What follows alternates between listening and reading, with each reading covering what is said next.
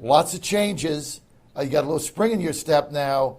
Mike Johnson passes this clean bill, fund Israel. You guys pass it. You got to pay for it by getting rid of the IRS jackboot agents, which is just there to harass small businesses.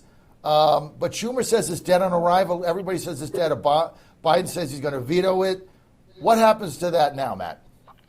Well, I think that we're going to see where the Senate Democrats and where the president actually sit on these issues, John. You know, everybody talks about we've got to help Israel. We've got to help Israel. Okay, so we have to pay for it, though.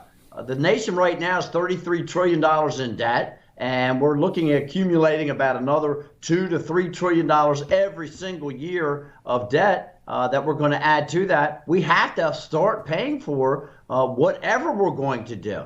I have spent the last several weeks on the House floor bringing forward and watching my colleagues bring forward amendments to reduce the spending that takes place around Washington, D.C. And unfortunately, you can only muster up somewhere between 75 and 150 votes for each one of these amendments to cut spending.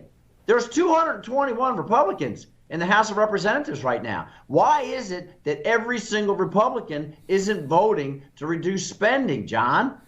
You know, they all campaign and say, I want limited government. They all campaign and say, we're going to cut spending. But then when they have the opportunity to do so, it's like, well, not here, maybe over there somewhere. Well, where's over there?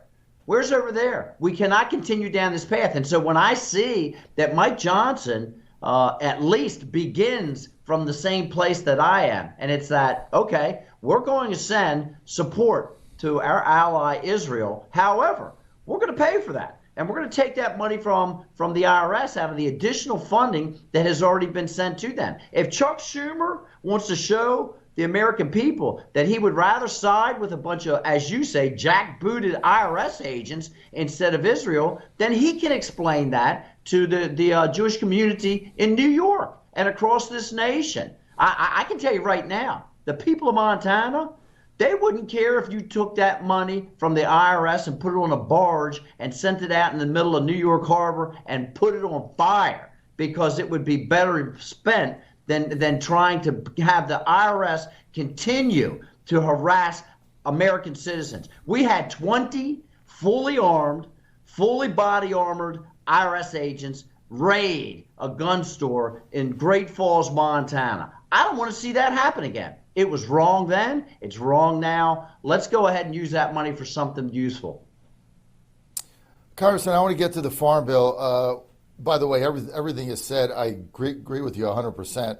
Let's get to the Farm Bill. You want quick passage of the Farm Bill, and you said, so cleaning it up, it's going to spiral out of control. What is there to clean up? What is in the Farm Bill that you have an issue with now?